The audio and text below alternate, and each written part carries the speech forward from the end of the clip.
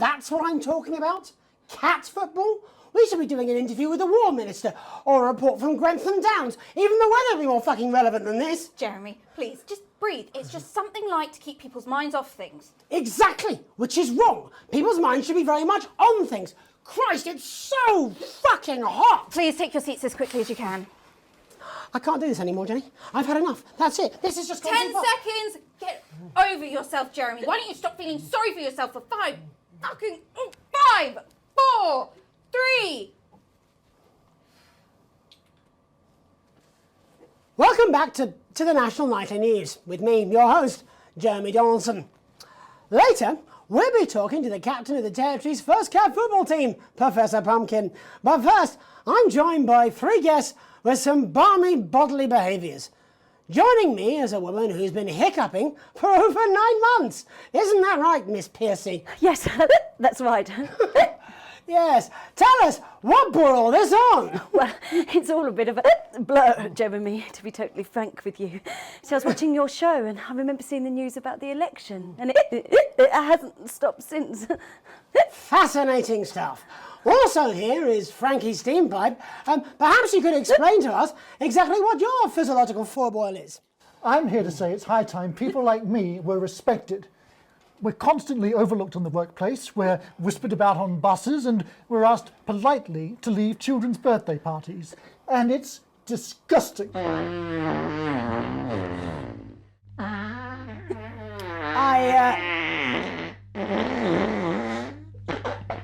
I'm sorry, my bowels have comic timing. And finally, I'm joined by a man who answers every question honestly, even when it isn't aimed at him.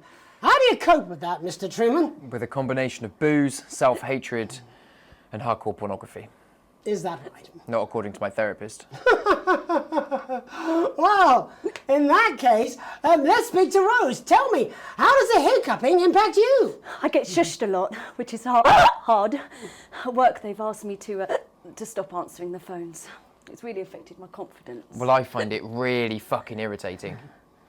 Do people tend to believe your story? Fuck no. Actually, I've been surprised at how much support I've received. And Frankie, why have you come here today? Because my wife left me and I was hoping that the fame would win her back.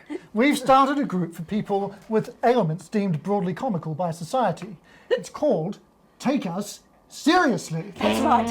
And we bloody well mean it. And who's joined so far? A bunch of fucking losers. It's just us so far. And how much success have you had? Well, we've seen some real positive changes. I don't want to toot my own horn, but it's been a runaway success. Shit all. Not a single person come to our fun run and all of our leaflets fell in the canal. Well, Miss Piercy, some people are saying your condition was actually caused by the shocking events of that night.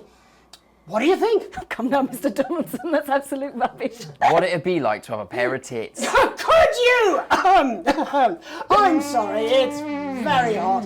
What was I thinking? That you're a team fuck puppet? No. Or a sellout cunt? Apologies. Just a reminder that he can't help it. And hey, if this isn't live television, then what is it? A fuckfest of propaganda masquerading as journalism. Right, Frankie, Rose, tell us, how can the viewers get involved with your cause? Yes, we're holding a sponsored run in Capital Park next weekend. It's called the No Smiles 13 Miles. No, it's called the No Laugh Half. What did I say before the show? That it was the team pulling Jeremy Donaldson's strings. No, I didn't say. Well, we say may that. have to end that there, unfortunately. What a harmless bit of fun. Steady on! This is exactly what I'm talking about. We demand respect. Yes, well, later, I'll be talking to Professor Pumpkin, a ginger tabby with a world-class pair of penalty paws. Is that really necessary? No, it isn't. Let go.